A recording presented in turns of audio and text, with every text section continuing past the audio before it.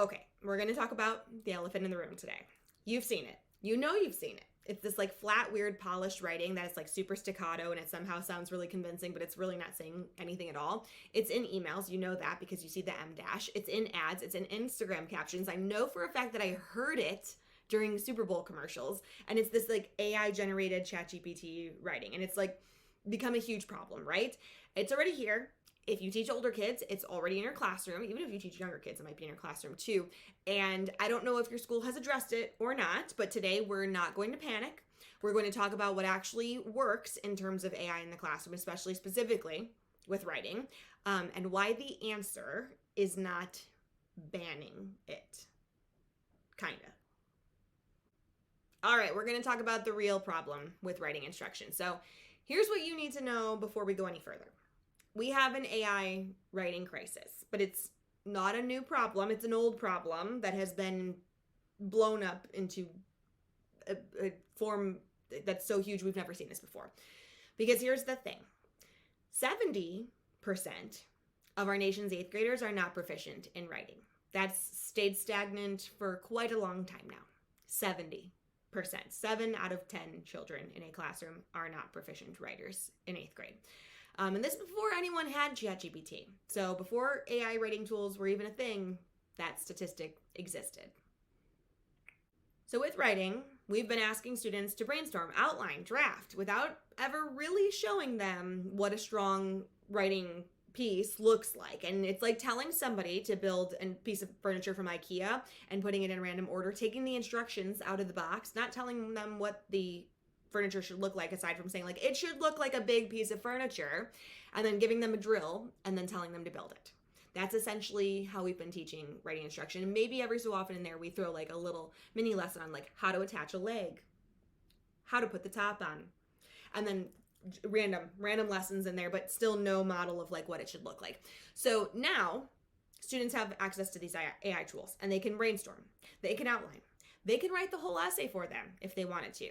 And if we haven't given students a reason to do the cognitive work that comes with writing, they won't, because they're humans and humans take the path of least resistance, especially when they're children. So the solution is not to fight AI. I like to think about this in this term. I like to think in terms of education of what I can control. I cannot control AI. I can't control that it's appearing at the top of Google searches. I can't control that it's like built into every laptop now. AI is outside of my control. I can't ban data centers. I can't get rid of it. I wish I could. I can only control what I can teach in my classroom. So my job as an educator is to give students a reason to do the hard cognitive work, or else they're not going to. It's not to fight AI. Again, that's a failing point. I'm not going to be able to control that. It's to build writers who are so skilled and so confident in themselves that AI, when they get access to it, becomes a tool and not a crutch for them, essentially. Okay, so here's one of the most powerful shifts that you can make in your writing instruction right now, like as soon as tomorrow. It's called reverse outlining. This is just one tiny thing, just like one example, okay? And it's not complicated. It is nothing new. Like, we're not reinventing the wheel here, but it is a game changer. And it's something that's not found in most big box writing curriculums, if any. Before students ever try to write something, they need to dissect strong writing models first. I don't know about you, but every single writing program I've ever received from my school does not come with enough models, especially to dissect together. And we need to dissect these together.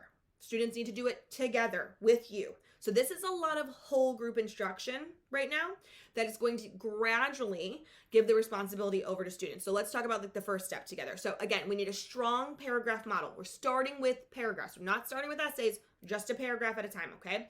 Together with students, this is step 2, we're going to identify the topic sentence, the supporting ideas, details, and conclusions. Look at that. My poster's right behind me. You can see that the topic sentence and the conclusion sentence are both green. That's intentional. We'll talk about that in a later video. Supporting ideas, those are yellow. Details, those are pink. The details support each supporting idea in there. Once we read this model, now obviously the model needs to be conducive to this outlining technique right here. This is intentional. We color code that. We identify these pieces, then we color code it. We use highlighters. I like to use colored pencils, underline underneath, because it's a mess if we use markers, right? We're color coding it. to make this visible. You can see this is one of my answer keys, just an example that I have right here. Okay, so green, yellow, pink, yellow, pink, yellow, pink, green. Got it? Okay. Once it's color coded, we're having students take that information from that paragraph and add it to a T-chart graphic organizer. This is the reverse outlining. However, when they are adding it to the reverse outline, they will absolutely copy these sentences onto their graphic organizer. So we also need to be cognizant that we need to teach paraphrasing, because this is something that is useful in writing, and it is also something that will be useful for social studies, science, reading, ELA. It's transdisciplinary, okay? Paraphrasing, it's important. Now, once that's done, we do this together. We fill out the graphic organizer together.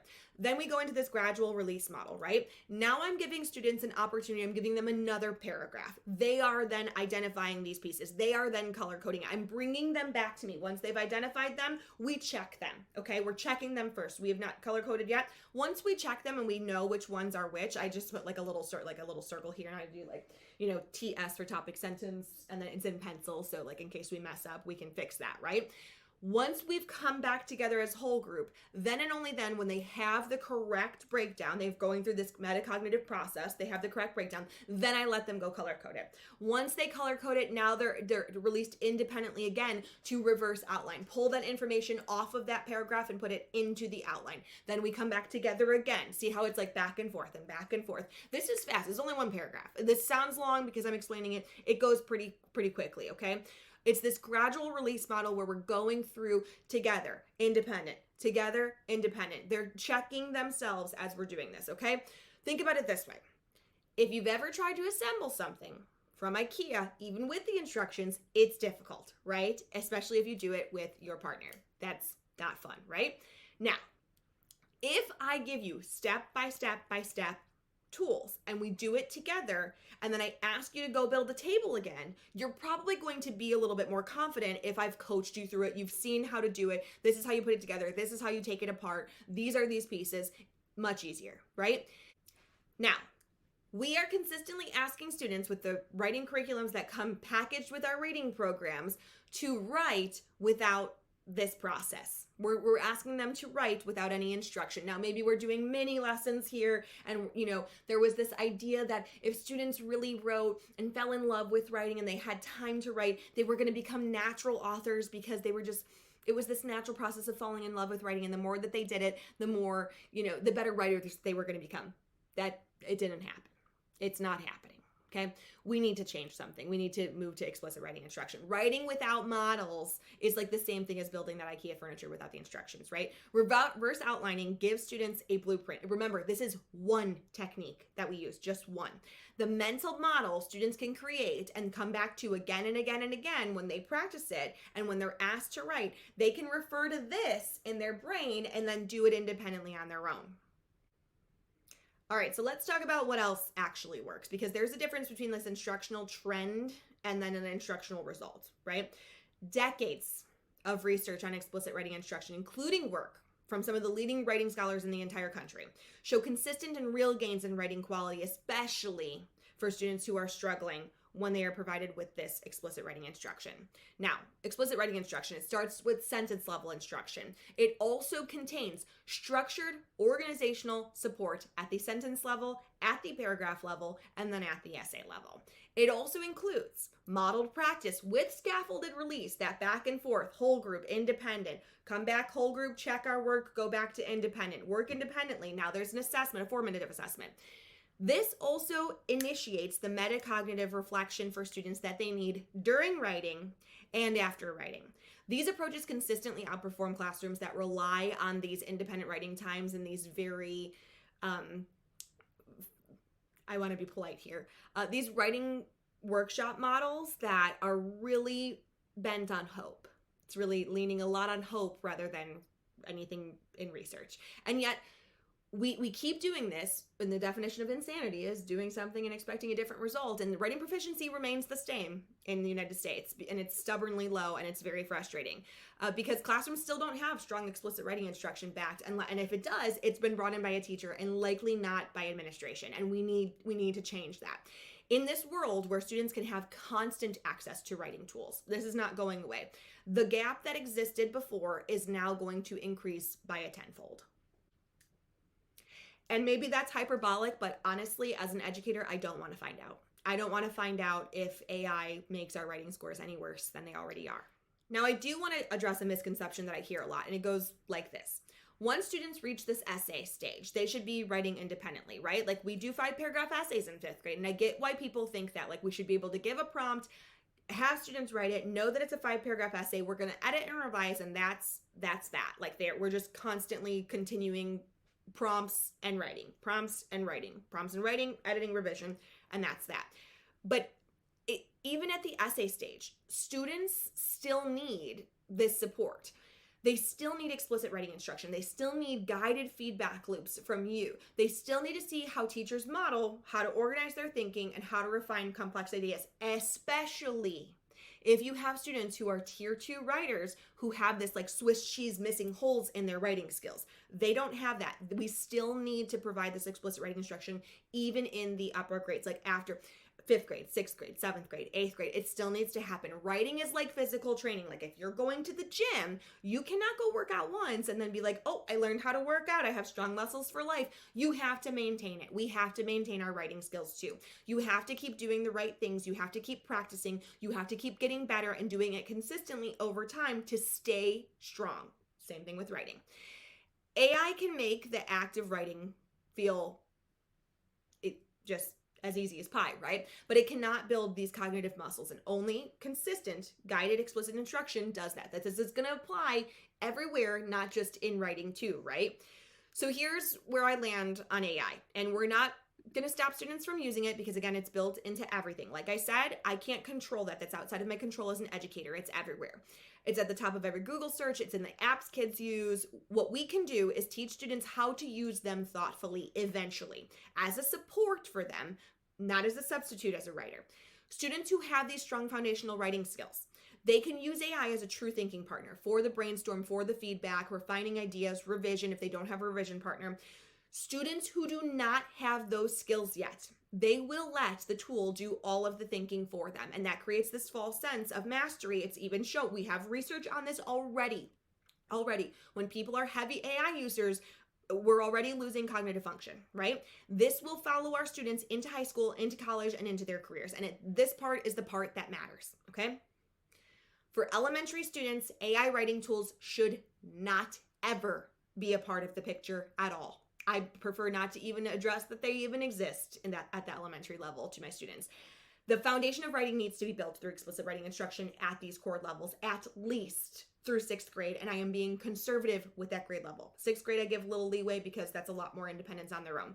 Before any AI tool enters the equation, we have to build these skills. We have to build grit. We have to build perseverance. We have to build self-awareness as a writer, and that is the work, and it has to come first. So again, we're not banning AI, but until that 6th grade level, we need to treat it as if it doesn't exist, and then we can bring it in as a tool when the foundation is built.